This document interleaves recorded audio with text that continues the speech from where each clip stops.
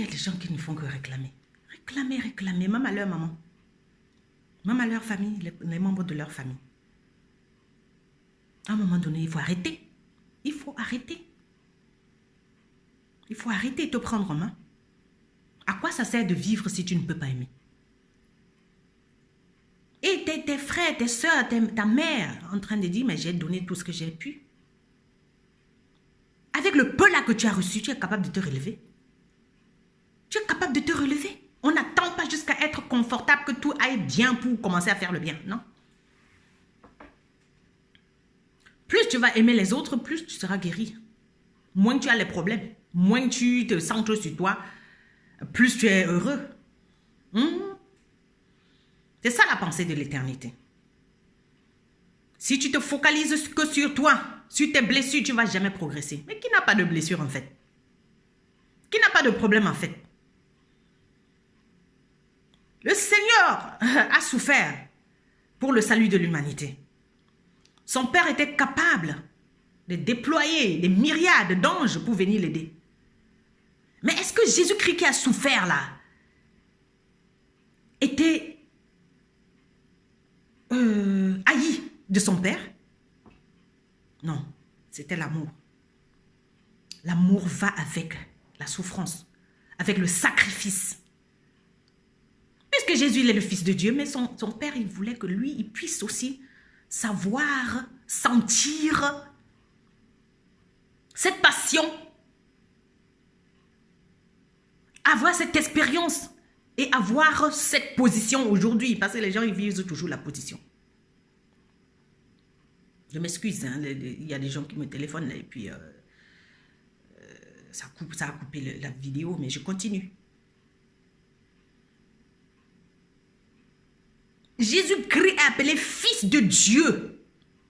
Seulement après la souffrance, après son sacrifice. Son sacrifice a été agréé. Mais le Seigneur aimerait que ton sacrifice soit agréable. Seulement si tu acceptes de marcher dans sa vision. Et Jésus-Christ a marché dans la vision de son Père. C'était difficile pour lui aussi à Gethsemane la nuit pour prendre la décision. Père, éloigne de moi cette coupe. Seulement que ta volonté soit faite, pas la mienne. Le Seigneur dit aujourd'hui, je mets devant toi la vie et la mort, mais choisis la vie pour vivre éternellement. Que tu aies la pensée de l'éternité. Que tu saches te multiplier, prendre des risques pour que l'autre soit sauvé. Prendre des risques pour aimer l'autre, qui ne t'aime pas forcément. Le Seigneur ne nous a pas montré que tous ceux qui étaient autour de lui l'aimaient forcément. Il est venu pour tout le monde. Alors toi qui choisis toujours les gens que tu vas aimer, que tu vas pardonner, que tu vas faire ceci là.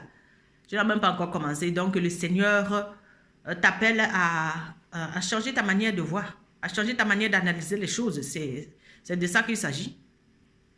Et d'aimer les gens tels qu'ils sont, parce qu'il t'a aimé tel que tu es.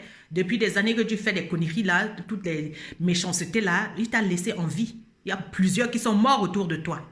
Il t'a gardé en vie pour que tu sois sauvé. Il ne t'a pas gardé là pour rien. Il te garde pour que toi, tu passes par les épreuves pour comprendre combien il t'aime.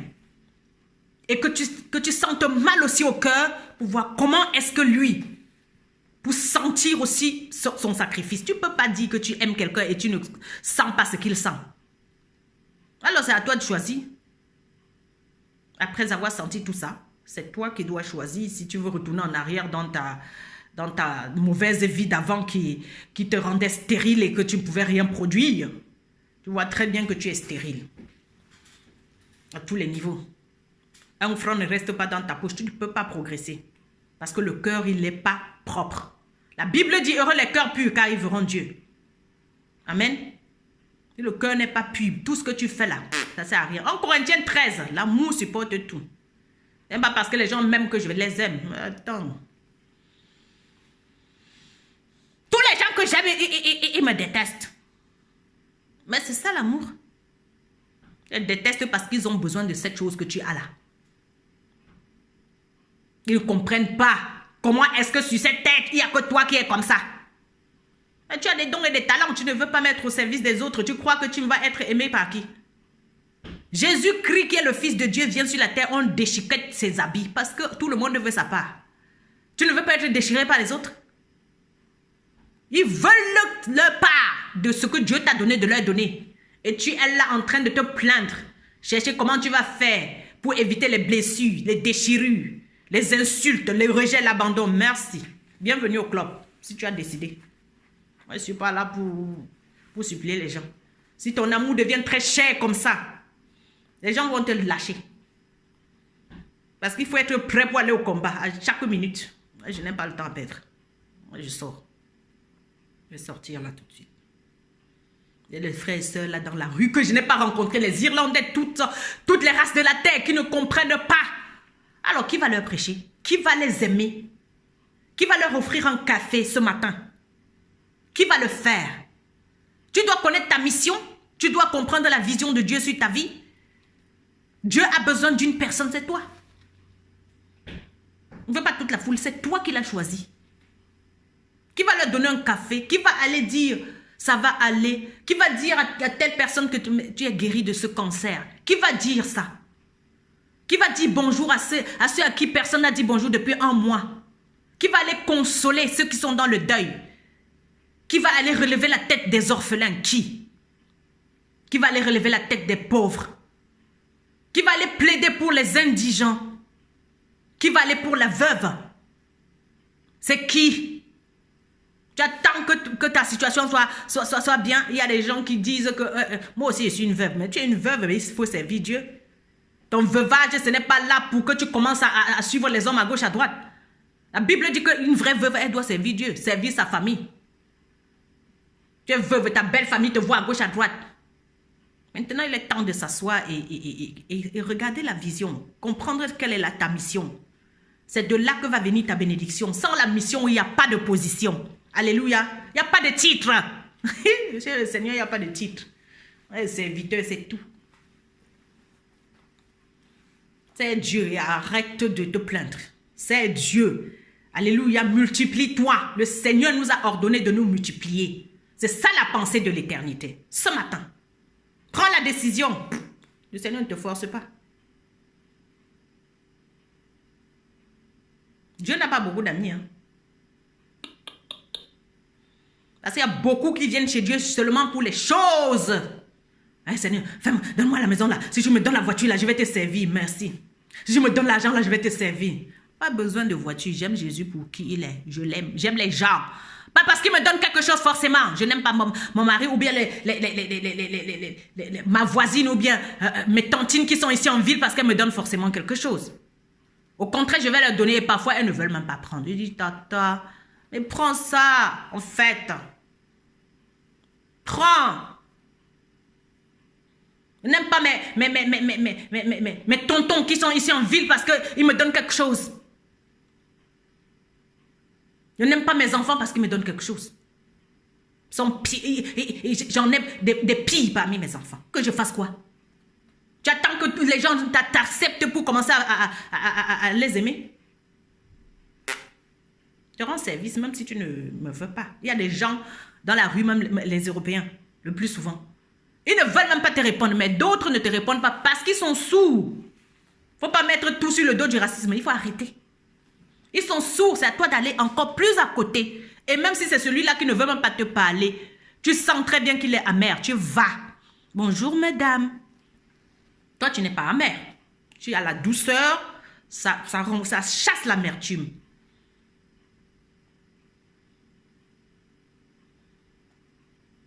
Alléluia. Si tu as l'amour, ça chasse l'amertume. Tu persévères. Jésus-Christ dit à celui qui persévérera jusqu'à la fin, je lui donnerai la couronne de vie. Il va te faire gagner.